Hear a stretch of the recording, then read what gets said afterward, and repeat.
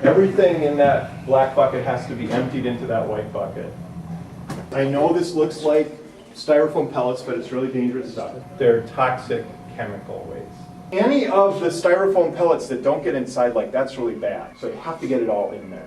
You also can't touch the black bucket because it's toxic stuff. You can touch these strings, you gotta be 6 feet away from the black bucket at all times. Then you have to figure out how to get it from there into here and empty it into there.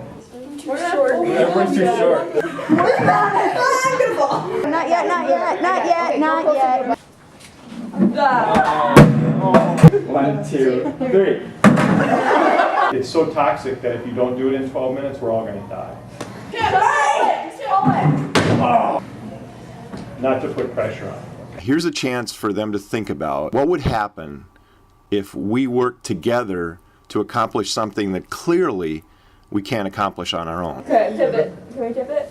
Yeah. How much more could we do then? That's the number of students who applied for WeDay, right? How many students are there at Tech? 40 of you could go to Winnipeg, will go to Winnipeg. It's even cooler to think that you could do things that could cause this many people to do significant things in this community. You could be leaders in making this a true We 365 school. That's a really cool thing to be able to try to do.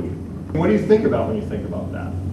Getting going from 40 people to have maybe getting that many people to make a change, it's really kind of an awesome thing. We started out with like a group of 5 or 6 people in Miss Day's room, and now, you know, we're talking about like all this stuff that's up on the board is kind of crazy. There's a parallel story, right? Once upon a time, there was a 12-year-old. His name was Craig Heelberger. Opens up the newspaper and learns about another 12-year-old young man named Iqbal Masih. His parents sold him for a little bit of money into child slavery when he was 4. When he was 10, he escaped and started speaking out against it. When he was 12, he was shot to death in front of his home. So Craig goes like, what's going on here? I'm 12 years old. So he goes to his teacher and he says to his teacher, can I talk to my classmates about this? And Craig and 12 of his classmates form an organization in his living room called Free the Children, right?